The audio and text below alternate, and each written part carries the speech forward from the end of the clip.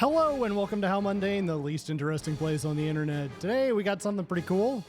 It's the Dragon Ball Super card game Fusion World Manga Booster 01, which was released in honor of the 40th, I can't believe it's the 40th anniversary of Dragon Ball. Here, the year after we lost Akira Toriyama. There's some pretty cool art in this one. This is not a game that I've played. I picked this up just because I saw a story about the art and the anniversary and everything else and was like, oh, you know what? We've got to get a box of that to check out. So, let's see what all we end up finding in here.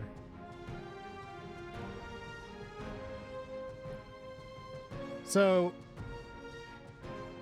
Dragon Ball was not actually the first place I really became familiar with Akira Toriyama. It was actually Chrono Trigger, as I'm sure some people would not be shocked to hear. Because, while Dragon Ball was around at that point, I don't know that it really got as popular in the US until DBZ was out, and particularly when DBZ was airing on Cartoon Network in the 90s. I think that was what drove a lot of the Dragon Ball popularity, at least from my experience. And in fact, it was sort of happenstance that I even ran across Dragon Ball Z at that point. In high school, my senior year, I had an internship that meant I got to leave for lunch and then go to my internship. And so when I would head home every day, Majin Buu, Vegeta, was sort of at the mercy of the television network schedule for when my lunch happened to fall. I usually just wanted to turn something on while I'm eating because, you're eating by yourself. What else are you going to do? And seeing as how it is kind of the middle of the day, a lot of absolute garbage on TV. So not a whole lot to tune into. It was before some of the kind of fun garbagey shows like The People's Court would come on. Or Jerry Springer. But after all, it was the 90s. It was the time frame that happened to be when they were airing Dragon Ball Z on Cartoon Network in the middle of the afternoon for some reason. And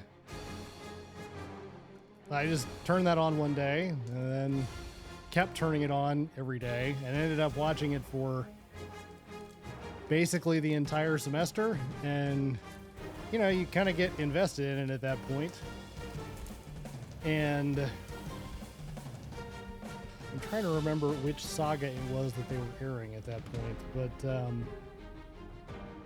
it was like, hey, this is kind of good. So ended up, here's an energy marker. Many years later, had a similar thing crop up when I was in graduate school.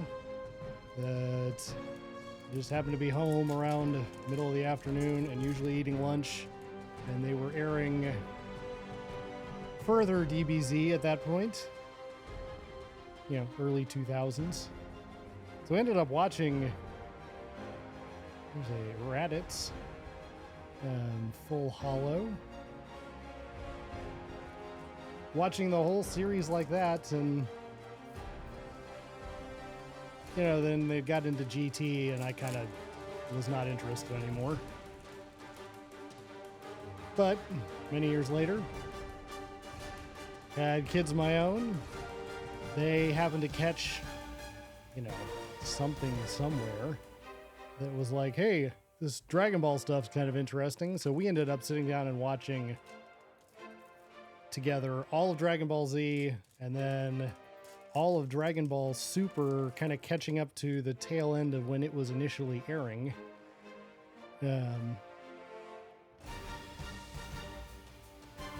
So yeah, I've spent, oh, here we go. Here's a red, I believe that's the alt art Majin Buu.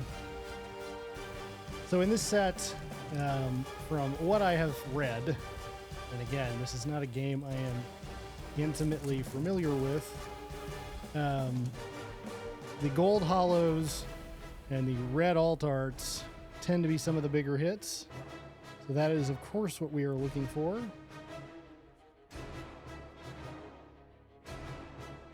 But the art on these cards, being a bunch of revival art, is quite good. I mean, I think you can see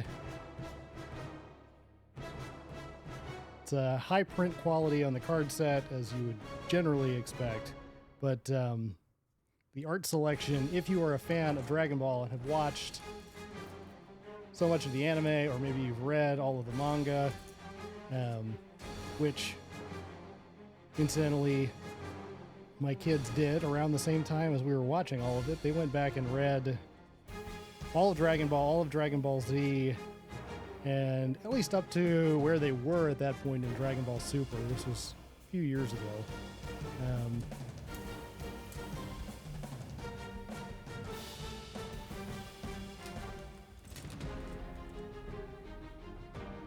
But it, you know, truly is one of the kind of defining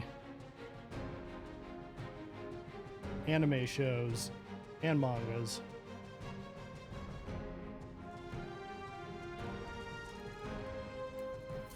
You think back to, yeah, that was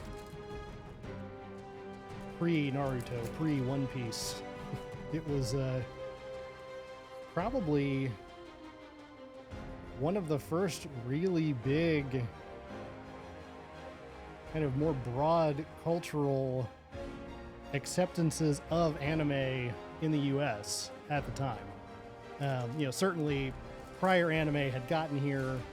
You know, I remember in earlier part of the 90s, I don't know exactly what year it was, but earlier in the 90s than Dragon Ball, seeing, you know, Akira when one of my friends had a VHS copy of it, and you know, running across some of those other older things, and even running across the occasional episode of Dragon Ball, but so often, because things were harder to come by, and at least I wasn't aware of the original Dragon Ball airing anywhere that I could watch it at that time, because you couldn't kind of watch it in the serialized way that it was intended. It didn't quite hook the same way, I guess, as when DBZ made it to Toonami and you could reliably watch, you know, episode after episode. And of course, back then, this was also before DVRs, so, you know, you either had to catch it when it was on, or maybe they would re-air it at a couple of different times during the day. Again, it's hard to remember what a TV schedule from the late 90s actually looked like. Unless you knew how to program your VCR, which, let's be honest, most people did not know how to program their VCR. Yeah, it was kind of a thing you had to catch at the right time, and just kind of be in the right place at the right time to catch those things. It's a phenomenon that I'm not sure, you know, anyone born in the last 25 years at this point fully appreciates. You know, I remember, speaking on another animated topic, you know, there was a time in elementary school and in junior high where, you know, you definitely had to make sure you were home on Sunday night to catch that new episode of The Simpsons when it was airing, because that's what everyone was going to be talking about at school on Monday. And if you weren't home and you missed it, you just kind of missed it, unless, you know, like I said, somebody figured out how to program the VCR at your house and it actually worked, because that was the other funny thing about VCRs, is even if you knew how to program them, and I did occasionally program a VCR to try and catch something, There was no guarantee it was going to work because tapes weren't 100% reliable. If the power went out, that would reset the clock on the VCR or potentially wipe out your entire programmed recording in general. They were very finicky little machines. Also, there's sometimes the clock would just get off in your VCR, and so the recording might not start at the actual time the episode starts. And during football season, for example, sometimes things wouldn't start when they were supposed to because a game was running long and it was going into overtime or just was a long game. So the thing that was supposed to start at 7 is now starting at 7:15, so you only get half the episode because the thing is just going based on the time code. It's really pretty remarkable, the difference that the introduction of the DVR technology, particularly when TiVo started proliferating in the early 2000s, made, and then video on demand and streaming just completely upended all of that. So we got a Bulma and Son Goku from the original Dragon Ball to wrap it up. So there you have it. Hope you thought the art on these cards was as cool as I did. And if you are a Dragon Ball fan, this is a box worth picking up if you can find it. Thanks for being mundane with us. We'll see you next time. Bye.